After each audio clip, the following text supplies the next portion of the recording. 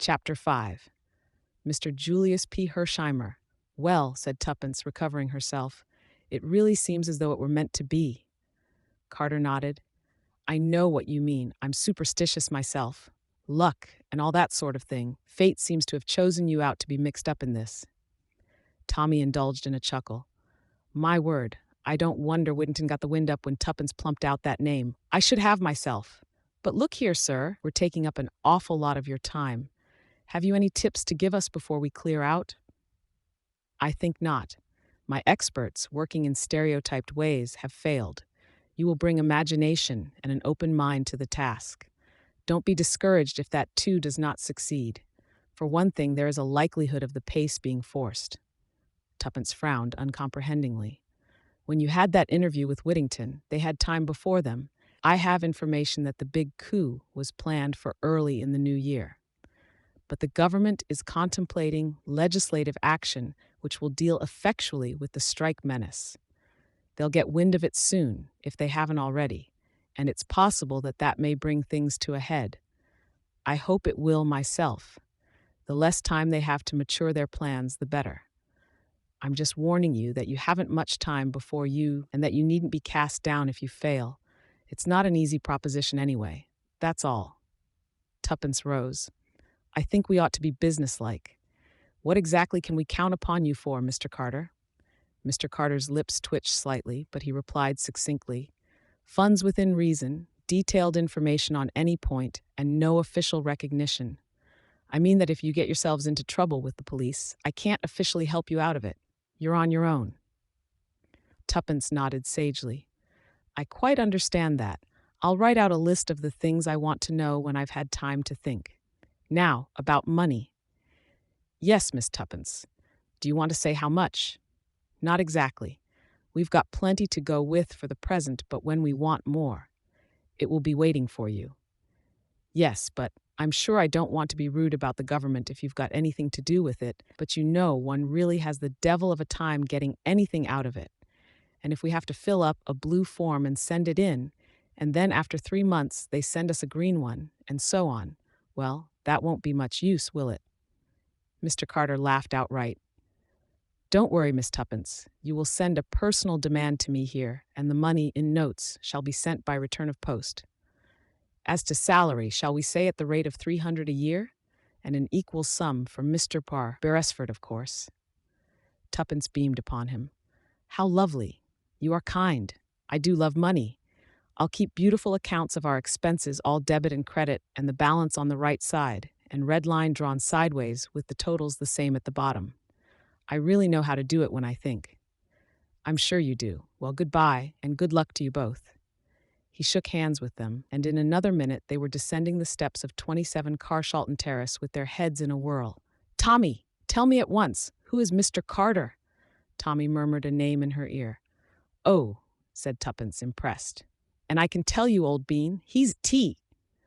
Oh, said Tuppence again. Then she added, I like him, don't you? He looks so awfully tired and bored, and yet you feel that underneath he's just like steel, all keen and flashing. Oh.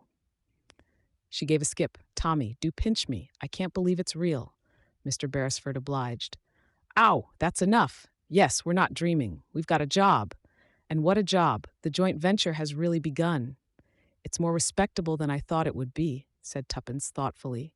Luckily, I haven't got your craving for crime. What time is it? Let's have lunch. Oh. The same thought sprang to the minds of each. Tommy voiced it first. Julius P. Hersheimer. We never told Mr. Carter about hearing from him. Well, there wasn't much to tell, not till we've seen him. Come on, we'd better take a taxi. Now who's being extravagant? All expenses paid, remember. Hop in. At any rate, we shall make a better effect arriving this way, said Tuppence, leaning back luxuriously. I'm sure blackmailers never arrive in buses. We've ceased being blackmailers, Tommy pointed out. I'm not sure I have, said Tuppence darkly. On inquiring for Mr. Hersheimer, they were at once taken up to his suite. An impatient voice cried, Come in answer to the page boy's knock, and the lad stood aside to let them pass in. Mr. Julius P. Hersheimer was a great deal younger than either Tommy or Tuppence had pictured him.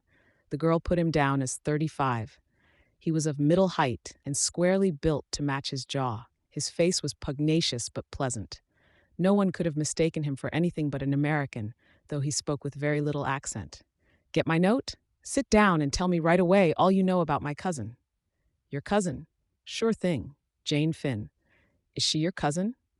"My father and her mother were brother and sister," explained Mr. Hersheimer meticulously. "Oh," cried Tuppence. "Then you know where she is?" "No." Mr. Hersheimer brought down his fist with a bang on the table. "I'm darned if I do, don't you?" "We advertise to receive information, not to give it," said Tuppence severely. "I guess I know that. I can read. But I thought maybe it was her back history you were after, and that you'd know where she was now." "Well, we wouldn't mind hearing her back history," said Tuppence guardedly. But Mr. Hersheimer seemed to grow suddenly suspicious. "See here," he declared.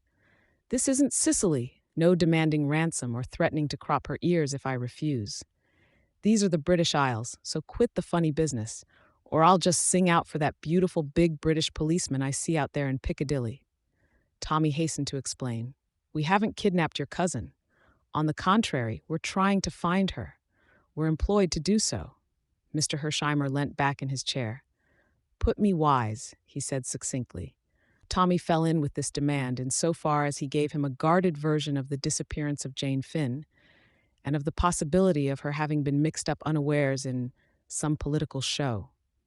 He alluded to Tuppence and himself as private inquiry agents commissioned to find her, and added that they would therefore be glad of any details Mr. Hersheimer could give them. That gentleman nodded approval. "I guess that's all right. I was just a mite hasty, but London gets my goat. I only know little old New York. Just trot out your questions and I'll answer." For the moment this paralyzed the young adventurers, but Tuppence, recovering herself, plunged boldly into the breach with a reminiscence culled from detective fiction. "When did you last see the Disa? Your cousin, I mean." "Never seen her," responded Mr. Hersheimer. "What?" demanded Tommy, astonished. Hersheimer turned to him. "No, sir. As I said before, my father and her mother were brother and sister, just as you might be." Tommy did not correct this view of their relationship, but they didn't always get on together, and when my aunt made up her mind to marry Amos Finn, who was a poor school teacher out west, my father was just mad. Said if he made his pile, as he seemed in a fair way to do, she'd never see a cent of it. Well, the upshot was that Aunt Jane went out west, and we never heard from her again. The old man did pile it up. He went into oil, and he went into steel, and he played a bit with railroads, and I can tell you he made Wall Street sit up. He paused. Then he died, last fall, and I got the dollars. Well, would you believe it? My conscience got busy. Kept knocking me up and saying, "What about your Aunt Jane way out west?" It worried me some. You see, I figured it out that Amos Finn would never make good. He wasn't the sort. End of it was, I hired a man to hunt her down. Result, she was dead, and Amos Finn was dead, but they'd left a daughter, Jane, who'd been torpedoed in the Lusitania on her way to Paris. She was saved all right, but they didn't seem able to hear of her over this side. I guessed they weren't hustling any, so I thought I'd come along over and speed things up. I phoned Scotland Yard and the Admiralty first thing. The Admiralty rather choked me off, but Scotland Yard were very civil, said they would make inquiries, even sent a man round this morning to get her photograph. I'm off to Paris tomorrow, just to see what the prefecture is doing. I guess if I go to and fro hustling them, they ought to get busy. The energy of Mr. Hersheimer was tremendous. They bowed before it. "But say now," he ended, "you're not after her for anything? Contempt of court or something British? A proud-spirited young American girl might find your rules and regulations in wartime rather irksome and get up against it. If that's the case, and there's such a thing as graft in this country, I'll buy her off." Tuppence reassured him. "That's good. Then we can work together. What about some lunch? Shall we have it up here or go down to the restaurant?" Tuppence expressed a preference for the latter, and Julius bowed to her decision. Oysters had just given place to Sol Colbert when a card was brought to Hersheimer. "Inspector Japp, CID Scotland Yard again. Another man this time. What does he expect? I can tell him that I didn't tell the first chap. I hope they haven't lost that photograph. That Western photographer's place was burned down and all his negatives destroyed. This is the only copy in existence. I got it from the principal of the college there." An unformulated dread swept over Tuppence. You don't know the name of the man who came this morning?" "Yes, I do." "No, I don't. Half a second. It was on his card." "Oh, I know. Inspector Brown. Quiet, unassuming sort of chap." End of chapter 5.